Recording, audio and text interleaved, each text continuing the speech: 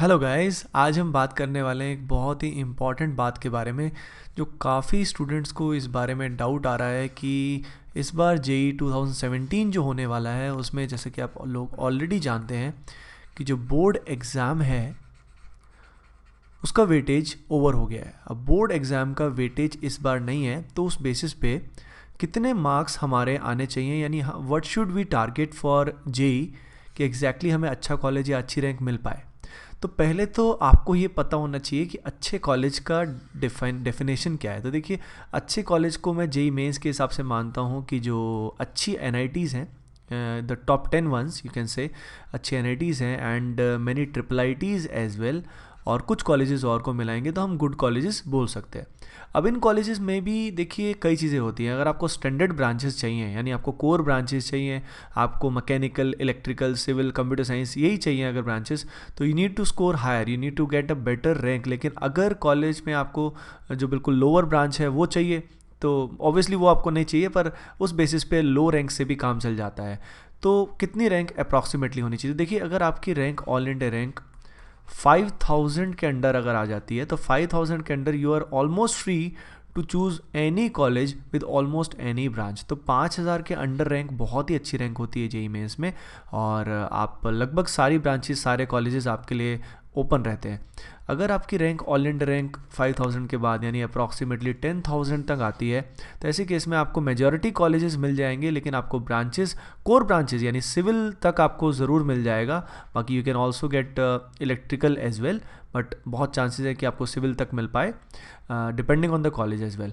अगर आपकी all India rank 20,000 25,000 है, तो आपको जो नॉर्मल एनआईटीज़ यानी रिलेटिवली थोड़ी सी जो वीकर एनआईटीज़ हैं, उनमें आपको ये कोर ब्रांचेस मिल जाएंगी, depending on the category as well. मैं जनरल कैटेगरी की यहाँ पे बात कर रहा हूँ। अगर आपकी ऑल इंडिया रैंक 30,000 40,000 तक है, तो भी लास्ट राउंड तक काउंसलिंग जब होती है तो आपको कुछ ना कुछ ब्रांच तो मिल सकती है।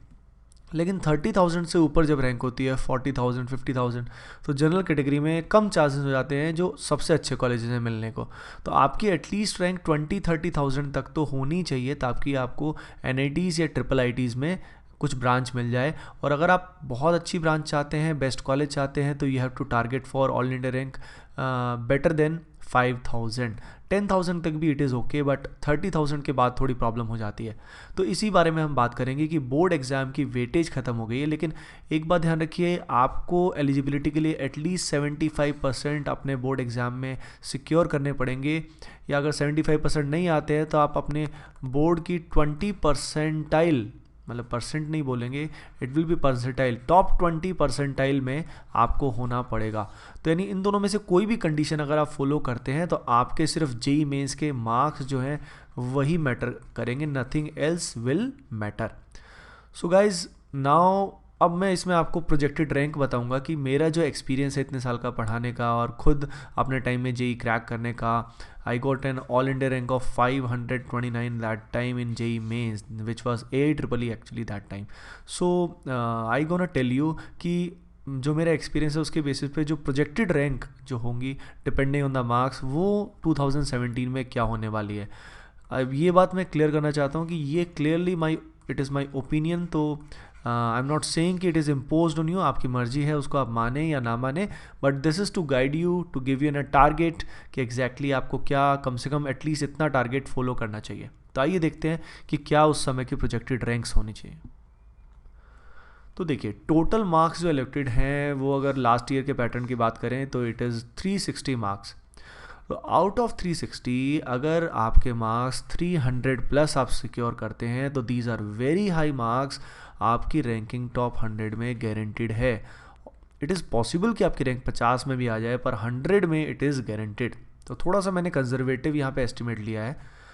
अगर आपके मार्क्स 250 से लेके 300 में हैं, तो भी बहुत एक्स्ट्रॉर्डनरी मार्क्स हैं, बहुत ही कम स्टूडेंट इस रेंज में सिक्योर करते हैं।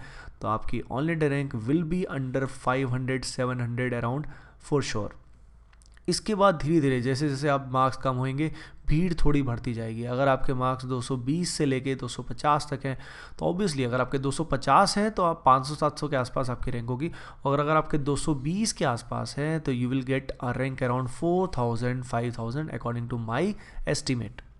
अगर आपके मार्क्स 200 से 220 हैं तो at 200 you will get a rank around 10,000. If you secure around 180, then your rank will be around 15 to you can say 20,000, and when you secure 160, then your rank will be around 30,000. So the point is, जैसे जैसे mark decrease होते हैं rank automatically और भी ज़्यादा exponentially rise करती है, क्योंकि भीड़ जो होती है हमेशा कम मार्क्स में होती है. तो जैसे ही 160 से अपन 140, 130, 120 पे आएंगे तो ऑटोमेटिकली ये जो रैंक है ये एकदम से शूट अप कर जाएगी 50,000, 60,000. तो देखिए, जो मेरा रिकमेंडेशन है कि how much at least you should target. देखिए, आप ऑलरेडी टेस्ट सीरीज़ दे रहे होंगे, टेस्ट आप ऑलरेडी दे रहे होंगे. अगर आपके मार्क्स पहले 3 रेंज में चल रहे हैं तो बहुत ही अच्छी बात है, इट इज़ एक्सीलेंट. अगर इस रेंज में चल रहा है तो भी बहुत ही अच्छी बात है, पर आपको एटलीस्ट 200 का टारगेट करना चाहिए. अगर आपके मार्क्स इस रेंज में रह रहे हैं तो आप और आगे का टारगेट कीजिए, लेकिन at least target for 200 around marks, ताकि आपको अच्छी रैंक आ सके और आप अपना मन चाह कॉलेज आपको मिल सके, ताकि आपको ब्रांच के लिए बाद में टेंशन ना लेनी पड़े कि कौन सी ब्रांच मिल सकती है, कौन सी ब्रांच नहीं मिल सकती.